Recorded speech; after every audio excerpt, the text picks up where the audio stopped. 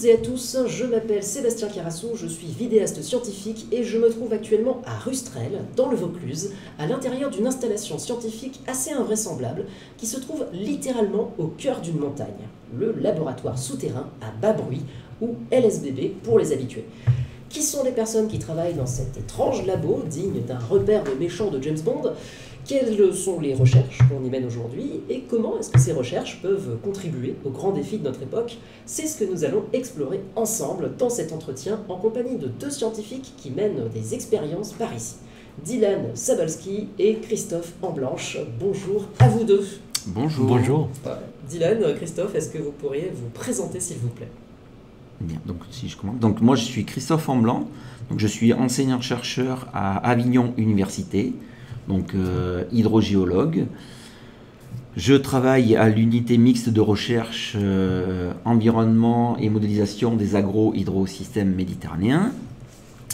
Et je suis doyen de l'UFR Sciences, Sage, et sinon j'ai été pendant quelques années co-directeur du LSBB.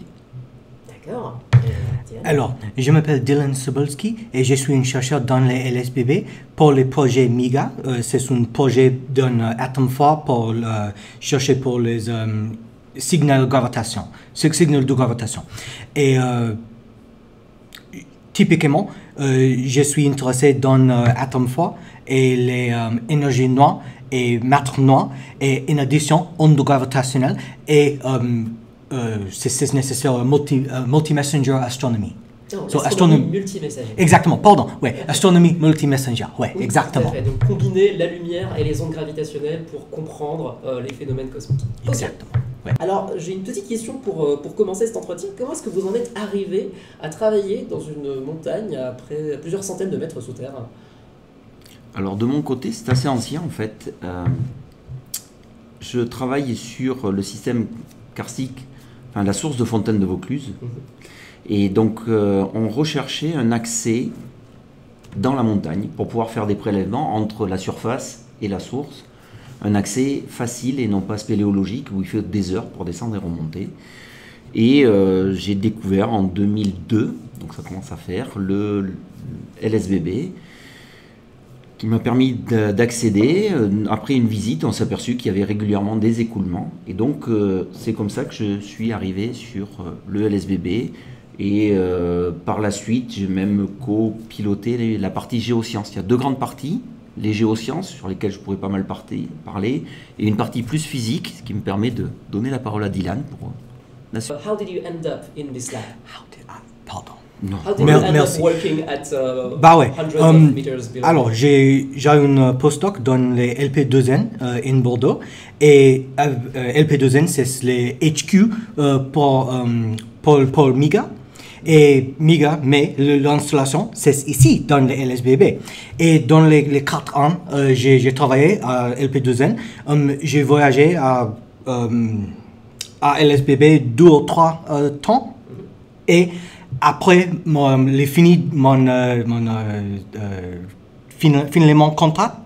Et oui, c'est nécessaire et c'est possible. J'arrive à la LSBB pour une promotion, une nouvelle position pour MIGA. Et voilà. J'ai arrivé à la LSBB dans décembre. Sur ce que c'est MIGA un petit peu plus tard. Pardon. Ah non, il n'y a pas de problème, c'est le projet sur lequel vous bossez. Est-ce que vous pouvez nous raconter un petit peu votre parcours académique? Comment est-ce que vous êtes devenu scientifique? Christophe, peut-être? Alors, parcours, alors pas tout à fait classique quand même, mais disons qu'il a pris du temps. Donc après une terminale scientifique, je suis allé à l'université, donc à l'époque des DUG encore, donc DUG A, DUG B dans mon cas, option sciences de la Terre, parce que c'était ce pourquoi j'avais de l'appétence. En troisième année, donc ce qui correspond à la troisième année de licence, j'ai découvert l'hydrogéologie, donc maîtrise DEA, ce qui correspond au master actuel en hydrogéologie, puis un doctorat. Alors, la particularité, c'est qu'entre-temps, je me suis arrêté de travailler pendant 2 ans en tant que technicien. Et puis, donc, j'ai fait mon doctorat.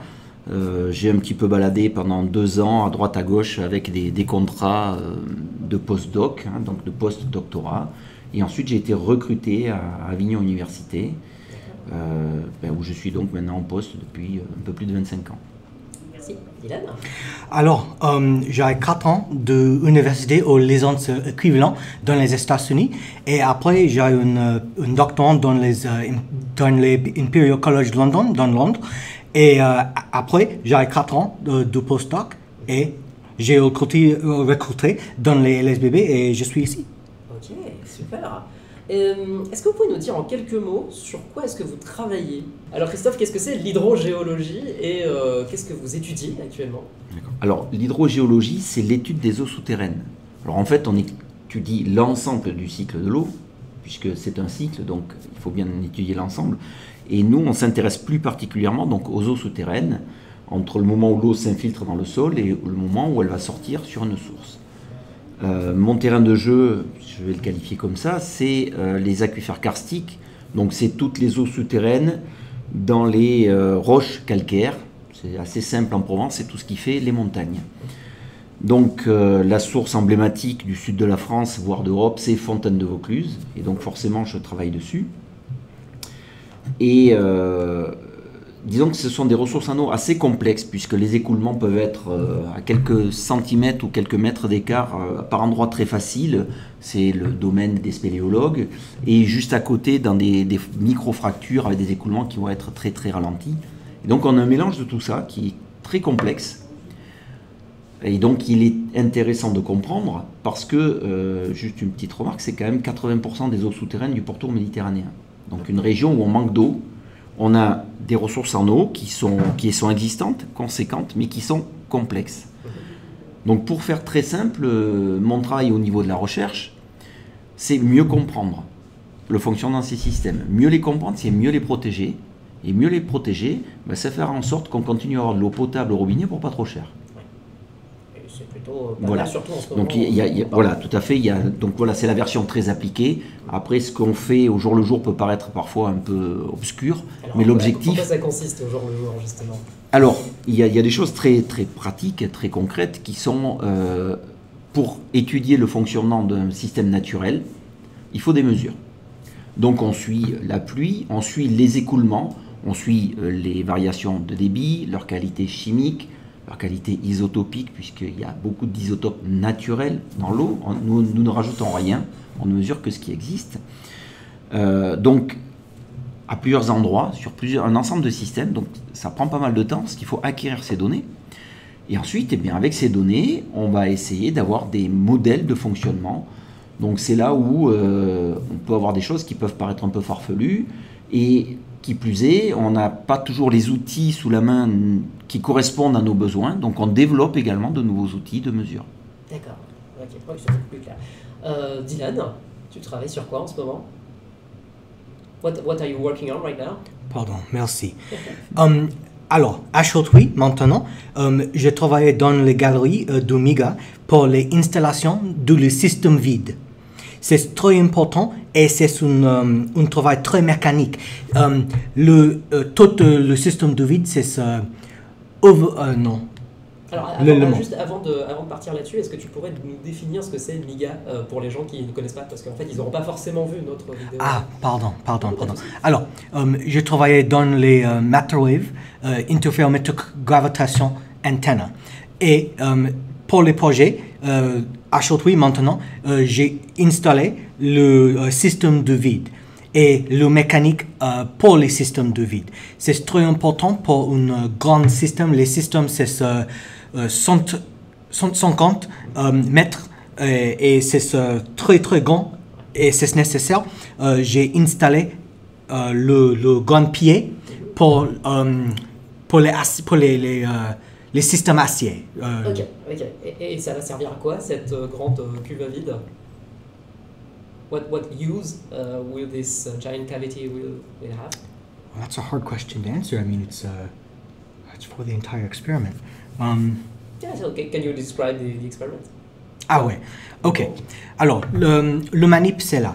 C'est 105 mètres d'acier, c'est un système vide. Et dans l'intérieur, j'ai créé une très très bonne vide, c'est ultra high vacuum. Et dans le vide, j'ai lancé une cloud, un nuage de atomes fois. Ouais. Alors, et le atome fois participait dans une interférométrique. How do I say atom interferometer in French? Un interféromètre atomique. Interféromètre atomique, merci. Et j'ai utilisé une cavité de optique pour les interactions du maître et lumière. Alors, j'ai utilisé 3 impulsions pour split, flip, recombine en français. Pour diviser. Pour diviser. Ouais, trop. Non. Il faut réfléchir. Réfléchir. Ah ouais, c'est parfait. Non, réfléchir et recombiner. Et c'est créer une interféromètre avec une onde d'atomes. C'est une très importante idée dans les mécaniques quantiques. Et j'ai utilisé ces nuances chaque jour pour les fonctionnements dans les expériments. Et à quoi ça sert? What's the use of building a giant interferometer? Merci. C'est une large-scale atom interferometer. C'est une interférométrique atomique avec une baseline, avec une grande distance spatiale. C'est très important pour les informations spatiales, pour le measurement de gravité. Ah, on va mesurer la gravité avec cet instrument. Exactement, Okay. exactement, pardon. Et corrélation de l'espace, c'est important pour hydrogéologie, géologie et études de gravitation, les études fondamentales. D'accord, ok. Ouais, pardon et merci. Ben non, il n'y a pas de problème, je suis là pour ça. Donc le LSBB, c'est un lieu assez insolite par son histoire aussi. Est-ce que vous pouvez nous la raconter en quelques mots, Christophe? Oui, on peut. En fait, le LSBB, c'est une galerie donc, qui fait quand même 4 km de long, qui rentre dans la montagne, et qui a été creusée dans les années 60 sur les ordres du général de Gaulle, puisqu'il s'agissait du poste de tir des missiles du plateau d'Albion. Alors ça parle aux gens des générations un peu anciennes, chez les plus jeunes ça parle beaucoup moins. En fait, c'était des postes des missiles nucléaires sol-sol, qui était implanté sur le plateau d'Albion et qui était la dissuasion nucléaire française. Aujourd'hui, cette technologie est obsolète. Maintenant, il y a les sous-marins pour ça. Et en fait, donc, cette galerie a été abandonnée par les militaires et donc récupérée par les scientifiques. Et c'était un énorme paquet cadeau, puisque jamais on n'aurait envisagé pouvoir se faire creuser 4 km de galerie, qui va jusqu'à 500 mètres sous terre. Voilà. Et la particularité de ce site, d'un point de vue recherche, c'est que nous avons des mondes scientifiques qui non seulement ne se côtoyaient jamais, mais ne serait-ce que ne se croisaient jamais. Côte à côte, on a quelqu'un qui fait de la physique fondamentale, on a quelqu'un qui est dans les géosciences, donc dans les sciences de la Terre, les sciences de l'eau. Et ici, on se croise et on s'aperçoit que finalement, on se nourrit mutuellement. Il y a une phrase qu'utilise beaucoup Stéphane Gaffet, c'est que le bruit que génèrent les écoulements d'eau crée leur signal. Et donc leur signal, c'est mon bruit, réciproquement. Okay. Donc finalement, on se nourrit mutuellement puisque nos mesures se complètent. Et c'est comme ça que certaines observations qui n'avaient jamais été faites ont été faites. Typiquement, lors d'un séisme, on a pu s'apercevoir que par exemple ça impactait l'onde sismique quand elle passe, même si ici elle est très très atténuée et que nous on sent strictement rien. Hein. Un séisme qui a lieu à l'autre bout de la Terre très important, l'onde sismique va passer à Rustrel. Nous on va rien voir, les sismographes vont l'enregistrer. Par contre on s'est aperçu que ça perturbait les écoulements. D'accord. Donc, ça perturbe les écoulements, c'est-à-dire que ça va les ralentir ou ça va les accélérer. Ça dépend des fois. Ah oui, c'est là où ça se complique un petit peu. Okay. Mais par contre, c'est un champ complet de recherche qui s'est ouvert grâce au fait que des gens qui d'habitude ne se côtoient pas font des observations au même endroit, au même moment. Ouais. Alors, Donc on va parler un petit peu du LSBB. Vous mentionnez tout à l'heure, Mhm. Christophe, que c'était un endroit assez interdisciplinaire. C'est quoi les types de recherches qui sont menées ici? Alors, comme je disais, deux grands champs disciplinaires, donc le domaine des géosciences et le domaine de la physique. Donc les géosciences, ça va être les sciences de la Terre, la géologie, ça va être l'hydrogéologie, et puis gentiment on va glisser avec l'hydrogéophysique, donc c'est à part... Hydrogéophysique. Oui, c'est-à-dire c'est la géophysique appliquée à l'hydrogéologie, où les gens sont plutôt des utilisateurs. Alors, on a commencé à mettre le mot physique, et puis donc gentiment on va glisser vers la physique plus fondamentale. Et là je vais peut-être laisser Dylan... Alors, typiquement dans le LSBB, un groupe de manip de physique fondamentale, les expérimentations, et en addition, dans la capsule par exemple, le nature de le laboratoire bas bruit, c'est très important pour autre topic, par exemple EKG.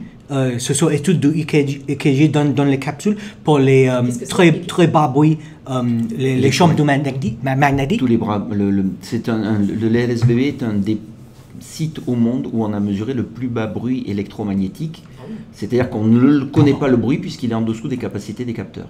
D'accord, impressionnant. Donc l'intérêt, pourquoi le site bas bruit, je me permets de... S'il vous plaît, merci. Pourquoi le nom site bas bruit? Parce qu'on a un niveau de bruit qui est très très faible, mais c'est valable dans tous les domaines, donc en physique particulièrement, avec l'exemple que je viens de donner, mais dans tous les domaines. Donc plus le bruit est faible, plus on sera en capacité d'interpréter d'infimes variations de signal. Puisque le rapport signal sur bruit nous donne le seuil de mesure qu'on est capable d'interpréter. Et en fait, dans tous ces domaines-là, des géosciences pour nos écoulements d'eau souterraine ou autres, toute l'écoute qu'on peut faire se trouve à être optimisée par les qualités naturelles du site. Alors justement, c'est quoi les qualités? Qu'est-ce qui fait que cette montagne elle est particulièrement silencieuse? Alors, du fait une partie de l'historique, tout simplement, vu qu'il y avait donc la dissuasion nucléaire française pas loin, on a une densité de population qui est plutôt faible, voire très faible.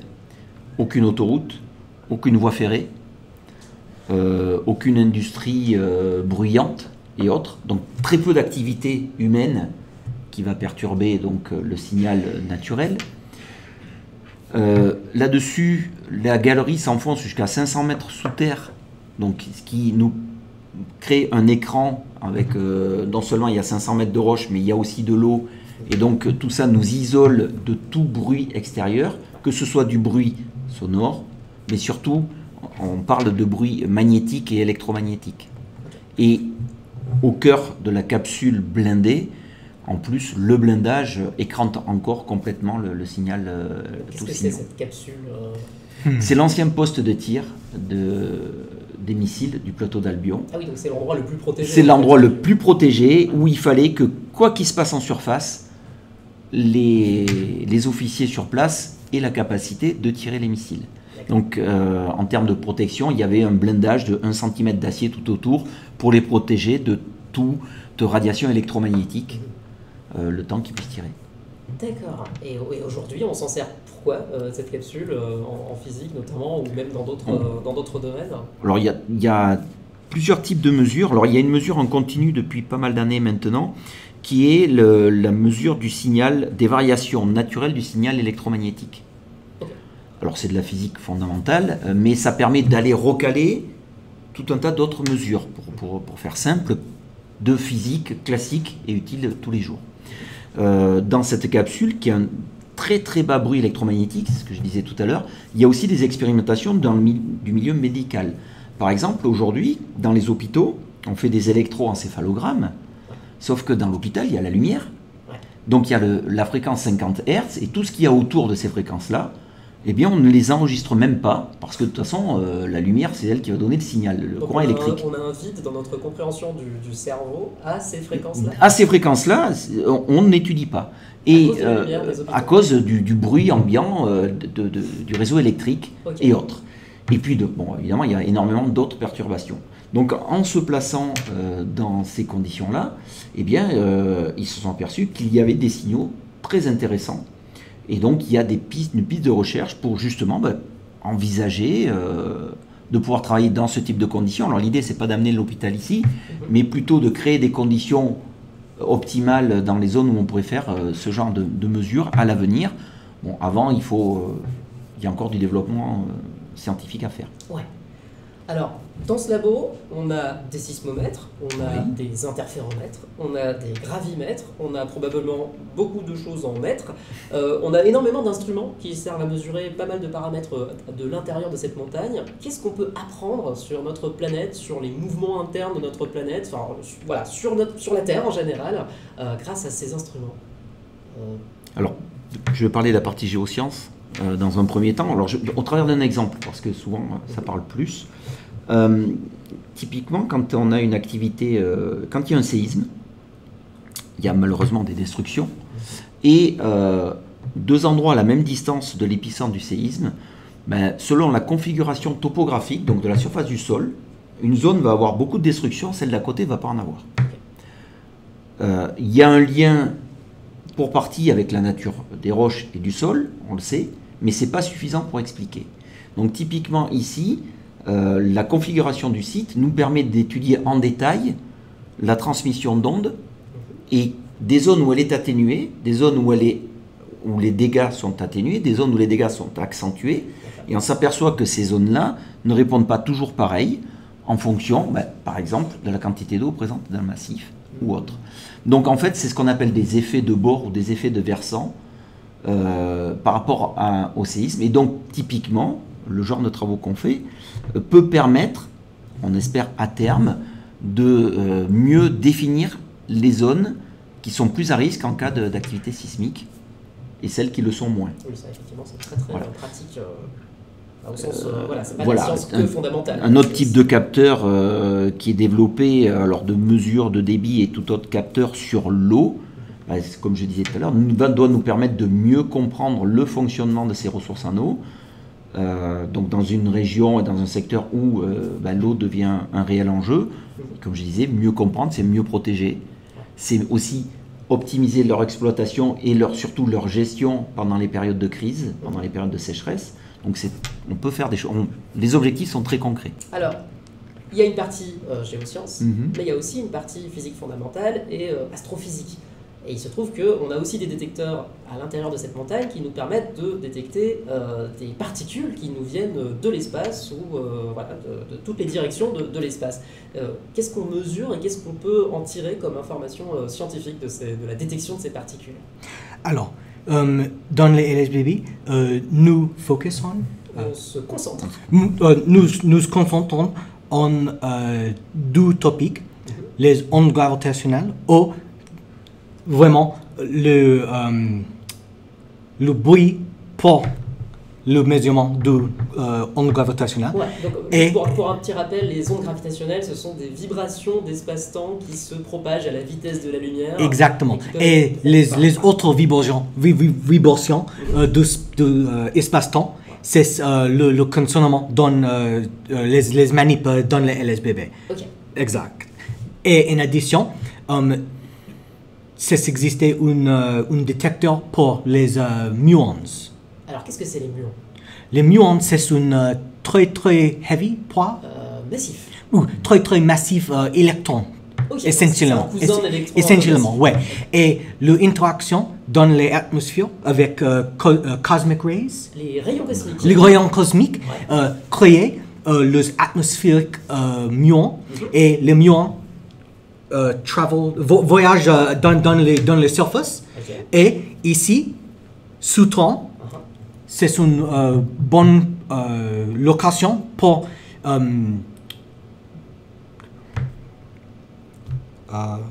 les mots. Alors, in anglais, very rapidly. So the point is that we use the detectors under the mountain to see what's happening inside of the mountain, Okay. and it gives us the ability to look inside of the mountain. And this is actually the focus of a couple of the people that work here, and they're rolling this out into industry. So to look at like the local dam at Saint-Saturne de d'Apt, and they're thinking about working with the canal service of Provence, so that they can help them maintain their dams, because essentially it's in a weird way like giving an x-ray to things that we've built out of concrete, and in a way we're looking at the mountain in the same way. Okay. Now the same thing in French. ouais, non, c'est difficile. Je peux t'aider, il n'y a pas de souci. Ok.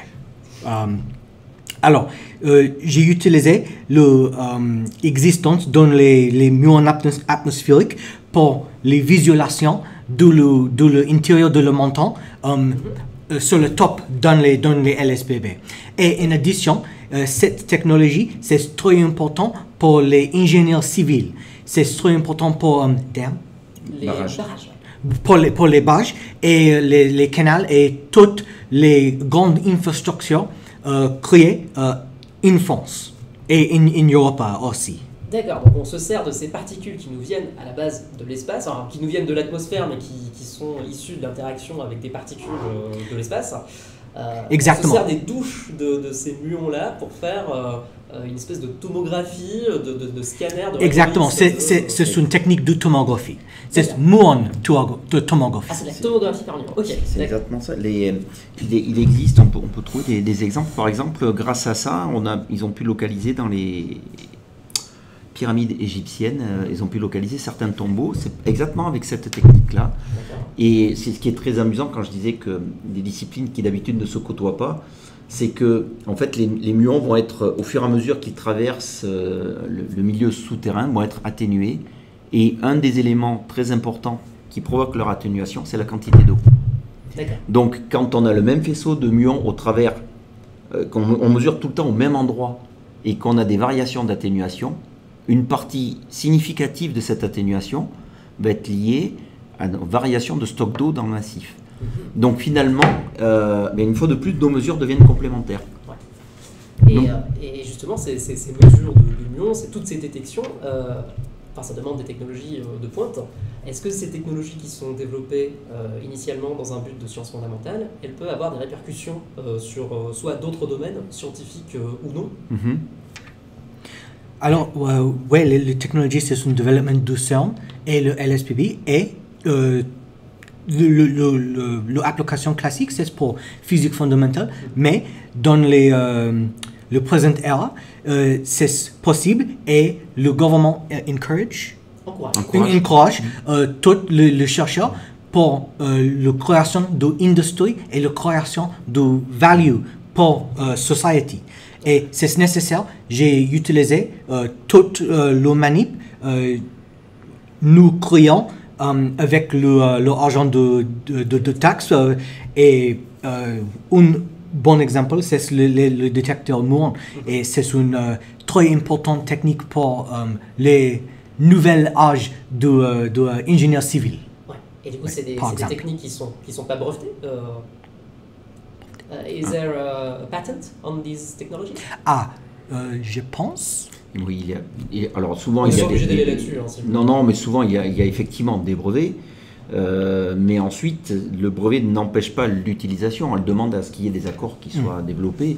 Et tant qu'on reste sur le domaine de la recherche, ces accords, on arrive assez bien à les avoir. Et oui, de toute manière, toute discipline qui est strictement fondamentale aujourd'hui, soit elle s'éteindra, soit dans quelques années elle deviendra concrète, appliquée. La recherche fondamentale du début, fin du 19e siècle, début du 20e siècle, et les découvertes qui n'étaient strictement fondamentales, la radioactivité et l'atome par Marie Curie et son mari, aujourd'hui on en a une utilisation, alors on s'intéressait uniquement à l'utilisation civile bien sûr, mais une utilisation très concrète et très pratique. On parlait de la tomographie muon. Elle est aujourd'hui utilisée, donc j'en parlais en Égypte pour ausculter les pyramides, mais ça a été signalé tout à l'heure, ça intéresse énormément les gens qui ont des barrages pour essayer d'aller ausculter les barrages, voir s'il n'y a pas des petites fissures qui se développent ou autres. Donc des choses qui paraissent totalement farfelues et fondamentales, soit elles n'apportent rien, elles vont s'éteindre d'elles-mêmes, soit effectivement elles vont passer dans l'utilisation courante de bureaux d'études.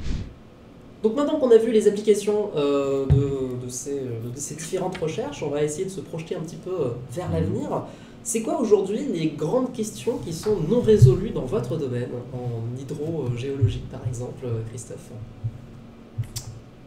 Il y en a beaucoup. Alors les grandes questions, alors nous on est sur des disciplines très concrètes, très appliquées, donc on n'est pas forcément sur des grandes questions philosophiques. Mais pour nous, le grand challenge, le grand enjeu, c'est d'être capable d'anticiper le changement global et la disponibilité en eau. Donc je ne dis pas changement climatique, je dis volontairement changement global parce que il n'y a pas que le climat, la biodiversité, nos habitudes, nos pratiques, notre utilisation, les dynamiques de population, enfin tout est à intégrer là-dedans. Et le grand challenge, pour nous aujourd'hui, il est celui-là. Au-delà de développer les connaissances, bien évidemment, qui seront sans doute d'ailleurs nécessaires à une meilleure compréhension, mais appréhender au mieux, être capable d'anticiper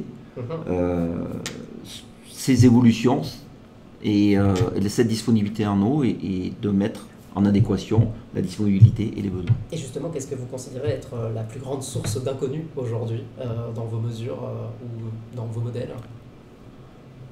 Alors, ça va dépendre des systèmes étudiés. Nous, dans nos systèmes, on a des réponses qui ne sont pas linéaires. Donc, la même pluie ne va pas provoquer le même type de crue en fonction des conditions. Donc, on a besoin encore de mieux comprendre cette non-linéarité pour améliorer forcément nos modèles, notre gestion et l'ensemble du reste. Et puis l'autre inconnu, même si les scénarios commencent à être très très bien ciblés, c'est au-delà du changement climatique, c'est comment nous allons-nous réagir à cette évolution des besoins, puisqu'il va falloir faire tout coïncider. Ok. Dylan?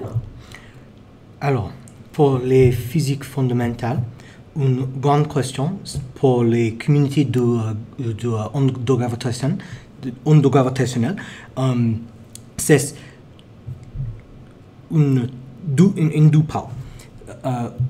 C'est l'onde gravitationnelle de basse fréquence et en addition, la connexion le détecteur de onde gravitationnelle avec l'autre télescope et les autres manips de astronomie et astrophysique. Et c'est nécessaire, nous créons une grande équipe pour astronomie multi-messenger. Et la direction pour le physique fondamentale dans le LSPB, c'est là. C'est pour les astronomie multi-messenger pour les grandes équipes dans France et dans l'Europe. Et c'est possible aujourd'hui. La communauté crée une... I don't know how to say that. They're creating this grand collaboration. So, is collaboration? Oui. Ok, merci. Et le LSPB gère une grande collaboration pour les multi-messenger, astronomie multi-messenger. Et pour les basses fréquences, c'est nécessaire j'ai utilisé nouvelles techniques ou j'ai créé un détecteur dans l'espace. Dans les points Lagrange, dans les systèmes solaires. Ok. Ouais. Mais c'est pas encore lancé, on est d'accord. Ouais. Mais c'est more easy. Plus facile. C'est plus facile ici dans le Terre à créer un nouvel détecteur. Et ici j'ai utilisé les atomes interférométriques des atomes pour une nouvelle technique pour les explorations de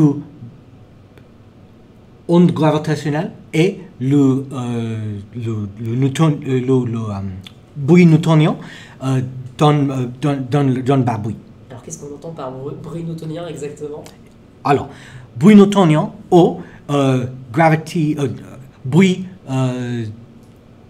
du gradient de gravité, c'est là, non? Les gradients de gravité?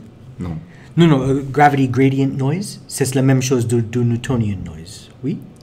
C'est des bruits, noise.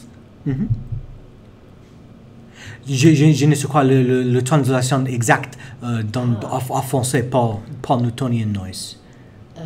Tout comprend Newtonian noise, oui? Bah, moi j'aurais pris des bruits newtoniens, mais...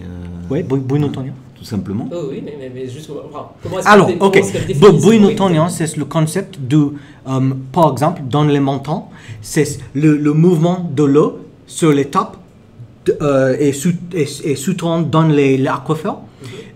Cet mouvement, c'est un changement, c'est une variation de gravité avec temps. D'accord. Okay. Oui, pardon. Et toute l'instrumentation de sismographie et le système quantique détectait ce mouvement de l'eau. D'accord. Par exemple. Et c'est très important pour les détecteurs de ondes gravitationnelles de bas bruit.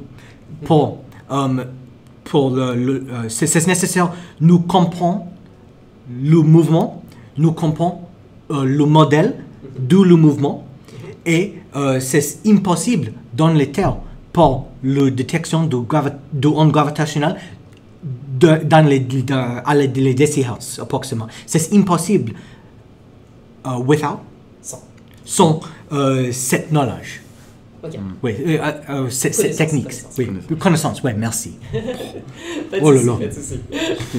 Ce sera monté. Hein, Merci. de toute façon. Non, t'inquiète. Pas de souci. Après, ce qui est intéressant quelque part, c'est le challenge, par contre maintenant du LSBB.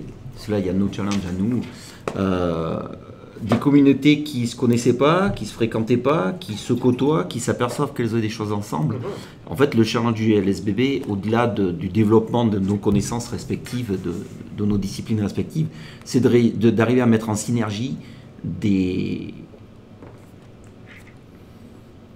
groupes de chercheurs qui n'avaient pas l'habitude, ne serait-ce que de se croiser. Et en fait, on s'aperçoit qu'on a beaucoup de choses à faire ensemble. Et ça marche bien. Et que ça marche bien, et qu'on s'apporte mutuellement plein de connaissances. Et donc ça, je pense que c'est le challenge du LSBB, au-delà du développement spécifique de nos disciplines. Ouais. Et du coup, comment est-ce que vous voyez... Et du coup, comment est-ce que vous imaginez l'évolution du domaine dans lequel vous travaillez en ce moment, dans les décennies à venir? C'est quoi le futur à moyen terme? Je pense qu'à court terme déjà, c'est des projets conçus en commun, nos différentes communautés, qui conçoivent un projet en commun, et pas qui imaginent et puis rattachent après l'autre, ce qui était déjà un progrès, mais ce qu'on fait aujourd'hui, c'est vraiment des projets conçus en commun. Et c'est sans doute aussi une évolution de nos formations, de façon à ce que,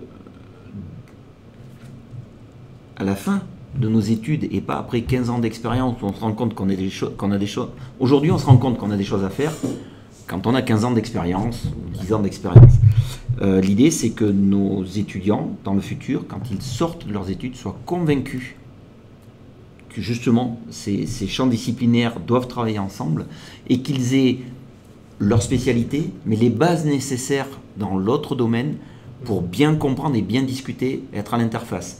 Il restera des spécialistes de chaque discipline, bien sûr, mais il faut arriver à se comprendre. Oui, s'il y a un langage commun, c'est déjà beaucoup plus facile. Voilà, tout à fait. Je pense que voilà, ça c'est un des vrais challenges que l'on a.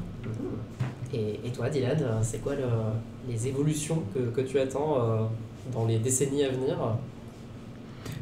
So, what is the evolution of the lab moving forward? The evolution of the research domain that you're working on right now. Okay. So, what's the future I'm glad of I gravitational asked. wave detection? J'ai une réponse, moi. Alors, le futur de les détecteurs ondes gravitationnelles, c'est ET, les télescopes d'Einstein, c'est ELISA, le mission de l'espace avec 2 ou 3 satellites, et je pense c'est l'utilisation de interférométrique des atomes pour un espace et dans les terres.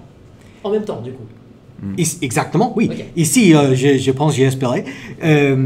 je pense cette direction, les trois directions, c'est le primary focus. Objectif principal. Objectif Oui, principal. c'est l'objectif principal dans les communautés de les détecteurs de ondes gravitationnelles. Et dans une philosophique et astrophysique implication, l'astronomie multi-messenger, c'est très important pour toute la communauté. La connexion et la corrélation pour toute l'information dans le ciel pour une complète, pour un spectrum complet pour les process astrophysiques, c'est un primary focus. Objectif Objectif principal. principal. C'est un objectif principal pour astrophysique, astronomie et, en addition, cosmologie. Ok. Et du coup, Ouais. c'est quoi les phénomènes cosmiques qu'on pourrait observer avec cette astronomie multimessager ou ces différents détecteurs d'ondes gravitationnelles? Alors, ouais, c'est le télescope de radio, télescope des micro-ondes, les télescopes par optique et l'utilisation de toute la technologie pour visualisation dans un process dans le ciel. Alors, par exemple, les détecteurs de ondes gravitationnelles détectaient une mergeur du black holes. Trou noir. Trou noir. Fusion de trou noir. Fusion de trou noir, merci. Et c'est possible avec une réponse rapide, tout le télescope, les micro-ondes, les radios et les optiques trianguliser la location dans le ciel et tout le télescope look at. Ouais, regarde, ouais. Regarde cette location dans le ciel. Et c'est possible to recevoir toute l'information dans le process. À la fois les ondes gravitationnelles et toutes les ondes du spectre Exactement. électromagnétique qui Tout viennent le de spectrum de l'électromagnétique et gravitationnel aussi. C'est très important, particulièrement pour astrophysique, pour la confirmation de les théories de la création et la destruction dans les objets astrophysiques. Oui, tout à fait. Merci. Alors, une dernière petite question pour terminer cet entretien. Qu'est-ce que vous aimeriez qu'on découvre dans les années à venir? C'est quoi une découverte qui vous rendrait très joyeux? Personnellement, je vais peut-être vous surprendre, je ne suis pas sûr que ce soit une découverte. Alors, si je m'intéresse à mon domaine, je ne suis pas sûr que ce soit vraiment une découverte scientifique. Ce soit simplement que par notre travail, on arrive à faire prendre conscience aux gens que la quantité d'eau utilisable par l'homme sur Terre est infime, qu'elle est fragile, qu'elle est mal répartie, et que cette prise de conscience nous amène à tous avoir les gestes justes. Juste simplement ça, je pense que ce serait la plus belle des choses qui puissent nous arriver. C'est une très belle réponse. Dylan? Je pense, j'ai espéré pour une grande application dans les infrastructures d'Omega. J'ai espéré pour un modèle complet de hydrogéologie avec l'utilisation de la data de l'interféromètre des atomes. La précision, les précisions absolues et l'accuracy, c'est impeccable. Et l'application de cette data pour un modèle de bruit newtonien, c'est tantamment. Is that a French word? Non, Non. c'est très important. Ok. Alors, cette mesurement, c'est la même chose dans un mesurement de les ondes gravitationnelles avec interféromètre des atomes. Mais le bruit newtonien, c'est très très loud. Bas. C'est très très bas par comparaison. Mais cette mesurement, It's killing many birds with one stone. Ouais, C'est de faire c'est du les bien. démonstrations d'oméga et c'est très important pour hydrogéologie et c'est le raison exact. Les infrastructures d'oméga c'est dans les LSBB. Point. Ouais, donc ce serait une grande découverte le jour où on aura caractérisé complètement ce bruit newtonien. Eh ben, merci à tous les deux d'avoir pris de votre temps pour répondre à mes questions. Merci à vous. Merci à vous et merci pour votre patience. Pas de problème, c'est un grand plaisir de discuter avec vous. Donc voilà, un immense merci à tous les deux. Avant de vous quitter, je me dois de mentionner que cette vidéo fait partie d'un diptyque réalisé à la demande d'Ecosciences Sud, Provence, Alpes, Côte d'Azur sur une idée originale de Play Azur et qu'elle est en partenariat avec le LSBB, ses tutelles du CNRS et l'Université d'Avignon. Si vous voulez en savoir plus sur les recherches qui sont menées dans ce laboratoire, je vous donne rendez-vous dès à présent sur la chaîne YouTube Le Sense of Wonder, que je co-anime avec Étienne Ledollet, ici présent. On vous a préparé un petit documentaire dans les locaux du LSBB consacré à la traque des ondes gravitationnelles et on vous encourage vivement à le découvrir. Donc merci de votre écoute et à très bientôt.